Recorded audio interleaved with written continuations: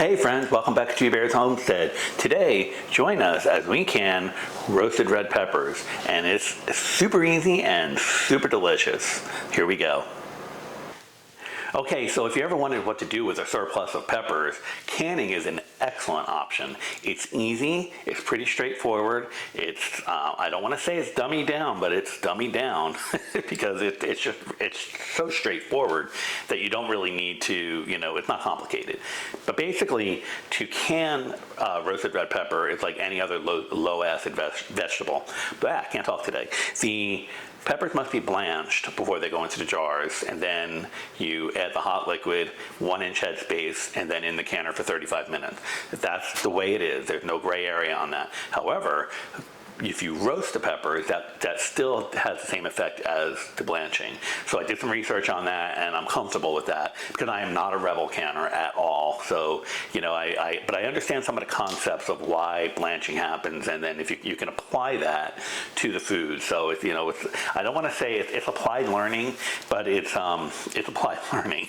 So, and then I have the food industry background, so that helped. But I'll tell you, one of the books that I go to is kind of like my Bible, is Melissa K. Norris's Everything Worth Preserving. If you do not have this book on your bookshelf, absolutely get it. I'll put the link, to Amazon below. I'm not an affiliate, so there's nothing in it for me, but I do believe that you should have this book. It's an amazing book, and I'll just at random turn a page, because it's everything worth preserving, and I'll turn a page randomly, and I'll come up with oranges. What do you do with oranges? And there is just all the approved ways to preserve oranges. So I think it's a great tool to have on your shelf. And as a little side note, Melissa K. Norris, the person you see on your screen when you see her, her channel on her website, what you see is what you get. I've met her in person, and she is the most humble, charming person you'll ever want to meet. So it's nice to support somebody that is real. So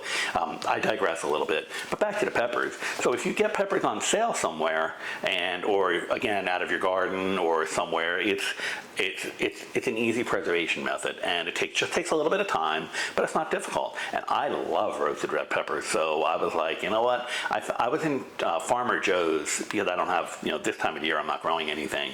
I was in Farmer Joe's, and I came across, the peppers were cheap. It came out to be 15 cents each. I was like, well, I'm going to buy them. I'll figure it out when I get home. So I didn't buy a lot. I was after making the roasted red peppers. So here we go. So it's a quick video, and if you have any comments or questions, I would love to hear from you. Please leave them below. And again, I'll remember to link to Amazon for this book below as well, and we can just take it from there. All right. So here we go, folks. So I took the peppers and I coated them in olive oil so they char a little better. And I just took them outside to the barbecue, turned the grill on high, and just started roasting them on the grill. So I do keep rotating them, and I probably should just let them sit a little bit longer, but I was doing for the sake of this video, I was just showing you that I was rotating them. And yes, I am canning at night. I should be like the vampire canner, but close the barbecue, and they'll eventually char. So once you get inside, you cool them off for about 15 minutes or so, and then just start peeling the skins off. The skins come right off. A little bit of the char is not going to hurt anything, but get as much of it as you can off, and clean it up, and then go ahead and start packing them into hot jars. So here I'm trying to keep the sizes or the pieces as big as possible for things like sandwiches and so forth, because I love a good chicken sandwich with roasted red pepper on it. And pack jars loosely, tightening loosely as I can. There is a 6 jar in the canner, so you'll see it in a minute. I have a little bit of extra, so I wanted to get that into a 6 jar, and then just top off with boiling water right from the stove. You could probably use chicken broth if you wanted to, but I think the water is just more pure flavor, if you will. And then I just went and I debubbled, and then this is when I realized I needed that 6 jar, because I still have some extra on the cutting board, and you can see that I'm nowhere near my 1 inch head space. So I cleaned all that up, and I got the 6 jar, and I got the levels down to where they need to be. And you see that jar on the left there with burping a little bit of bubbles, and I didn't even get to it yet. So there's a lot of air in there. So it's just a matter of, just taking your time, getting the air out, packing the stuff down, and you know, just, you know, being safe and being meticulous and methodical as you go through this.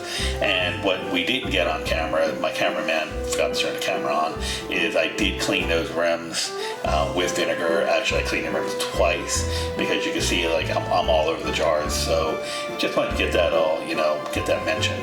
And I'll tell you, these smell absolutely amazing as we're doing it.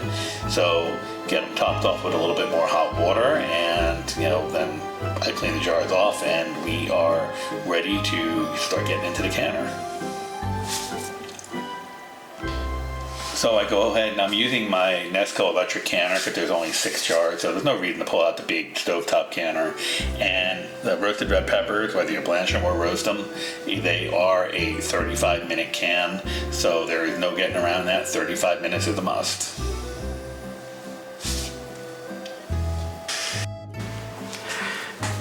Okay, so I hope you got something from that, and that was pretty straightforward, and literally it's that easy. You take the peppers, you coat them with some oil, throw them either in the oven or on the barbecue, on the grill. You can do it over an open flame if you have an open flame stove.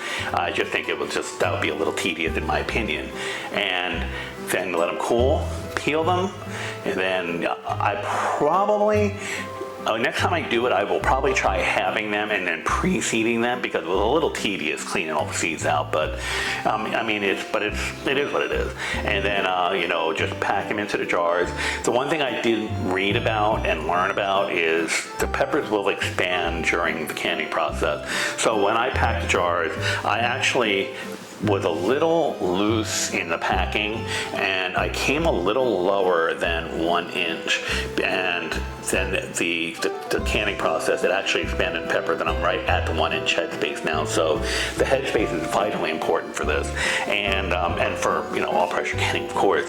But I think that's a good takeaway, and you know, and it is absolutely beautiful. I don't know if it's coming up in a video or not, but it is absolutely beautiful, and they smell delicious when they were canning. I just love roasted red pepper because, you know, I buy a jar and, you know, I don't eat them a lot, so those jars are pretty big in the supermarket, and so I figured, you know, having the half pints was a great thing for me, because you know, that'll be like 1 or maybe even 2 meals, you know, whatever I'm doing.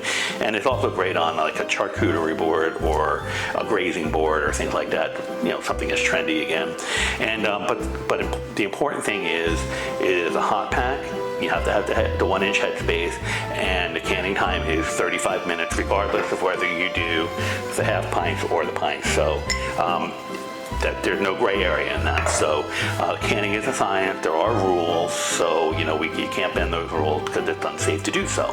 So anyway, this book is amazing. I would absolutely, you know, get this on your bookshelf. And if you got peppers coming in on sale, especially if they're organic and they were cheap, I mean, I was like, wow, that's a great deal. Get them, can them, process them. You know, if you want to put them in the freezer, put them in the freezer. But absolutely get a hold of it, because this can set you up for the rest of the year. And that's about all I have. I think I've rambled on enough. If you like what you see, please share this video on all your social media, and also to your friends. And you know, if you know somebody that might like this, you know, share it to them directly. We would love to have you follow along, and we'll just see you on the next one. Take care now.